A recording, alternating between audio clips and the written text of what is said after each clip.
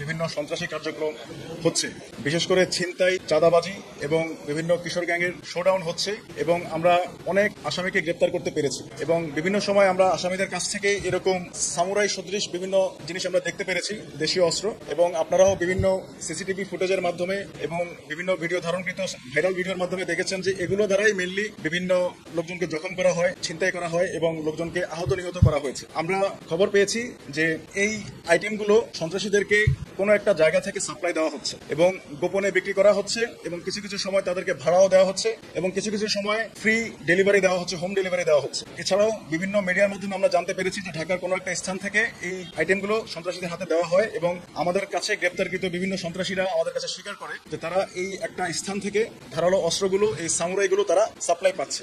অতঃপর আমরা আমাদের গোয়েন্দা কার্যক্রম শুরু করি। গত কয়েকদিন ধরে আমাদের বিভিন্ন গোয়েন্দার মাঠকর্মীরা নিজেরা বিভিন্ন জায়গায় গিয়ে রেকি করে এবং কনফার্ম হয় যে এই স্থানগুলোতে এই ধারালো অস্ত্রগুলো পাওয়া যাবে। অতঃপর আমরা আজকে নিউ মার্কেটে গিয়ে 3 থেকে 4টি দোকানের মধ্যে তল্লাশি চালিয়ে আমরা এই ধারালো অস্ত্রগুলো উদ্ধার করতে সক্ষম হই। এখানে উল্লেখ্য যে এই যে আইটেমগুলো আছে এগুলো কিন্তু কাইন্ড অফ গোপনে বিক্রি করা হচ্ছে, সাপ্লাই দেওয়া হচ্ছে। তারা ডিসপ্লেতে রাখেনি জিনিসগুলো, উপরে বিভিন্ন কিচেন আইটেম রেখে ভিতর থেকে গোডাউন থেকে এগুলো তারপরে সাপ্লাই দেওয়া হয়। আজ আমরা এই কাজে জড়িত হিসাবে 9 জনকে গ্রেপ্তার করতে পারি। মোট 3টি দোকান থেকে মূলত এই আইটেমগুলো পাওয়া যায়। এখন এই ক্ষেত্রে আমি আমাদের ব্যবসায়ী সমাজের প্রতি একটা অনুরোধ করব, সেটি হচ্ছে আপনারা কেউ এই ধরনের সামুরাই চাপাতি বা ধারালো অস্ত্র বিক্রি করবেন না। অনেকেই এগুলো হয়তো সুভেনির হিসাবে সংগ্রহ করেন, কিন্তু দেশের বর্তমান বাস্তবতা হলো এগুলো বিভিন্ন সন্ত্রাসী গোষ্ঠী ব্যবহার করছে এবং এতে সাধারণ মানুষের জানমালের ক্ষতি হচ্ছে। এই প্রবণতা যে কোনোভাবে বন্ধ করতে হবে।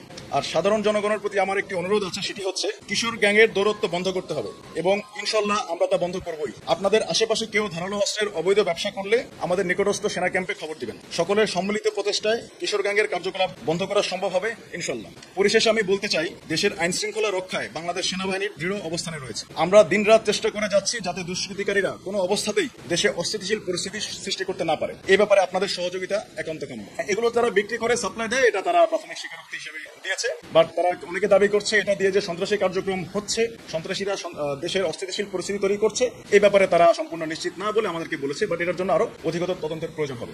আসলে এটা ইম্পোর্ট করে এসেছে নাকি কোনো এক দেশের কোনো লুকায়িত কোনো কারখানায়, ফ্যাক্টরিতে তৈরি হচ্ছে, এটা এখন আমরা নিশ্চিত হতে পারিনি। এজন্য এটার জন্য আরো তদন্তের প্রয়োজন হবে। যে আমার কাছে একটা পরিসংখ্যান আছে, আমি বলতে পারি যে আমাদের এই মোহাম্মদপুর সেনাবাহিনী কর্তৃক এই পর্যন্ত আমরা প্রায় 306টি অবৈধ আগ্নেয়াস্ত্র উদ্ধার করতে পেরেছি এবং আমরা নিকটস্থ থানায় তা জমা দিয়েছি এবং প্রায় 8215 রাউন্ড অ্যামুনিশন আমরা উদ্ধার করে জমা করতে পেরেছি। এবং আজকের এই অভিযান ছাড়া আমরা 548টি বিভিন্ন ধারালো অস্ত্র উদ্ধার করে আমরা বিভিন্ন থানা জমা দিয়েছি। আর এছাড়াও আমাদের কাছে এই পর্যন্ত 818 জন এই মোহাম্মদপুর শেরেবাংলা এবং আদাবর এলাকায় আমরা বিভিন্ন সন্ত্রাসী, বিভিন্ন দুষ্কৃতিকারী এবং বিভিন্ন মাদক ব্যবসায়ীদের গ্রেপ্তার করেছি। এখন পর্যন্ত আমাদের দ্বারা 818 জন গ্রেপ্তার হয়েছে। এটা হচ্ছে আমাদের স্ট্যাটিস্টিক্স। আর এই আইটেমগুলো যেটা আমি বলতে চাচ্ছিলাম যে আমরা প্রচুর আসামি গ্রেপ্তার করেছি এবং তাদের কাছ থেকে প্রাপ্ত দেশীয় অস্ত্র বা আগ্নেয়াস্ত্র জমা দিচ্ছি। আগ্নেয়াস্ত্র অনেক কমেছে, বাট এগুলো যতবারই আমরা গ্রেপ্তার করি ততবারই কিছু না কিছু আমরা পাই। তখন আমাদের কাছে মনে হচ্ছে যে maybe there is some supplier, তারা হয়তো সাপ্লাই পাচ্ছে, কারণ এগুলো কখনো শেষ হচ্ছে না। সন্ত্রাসী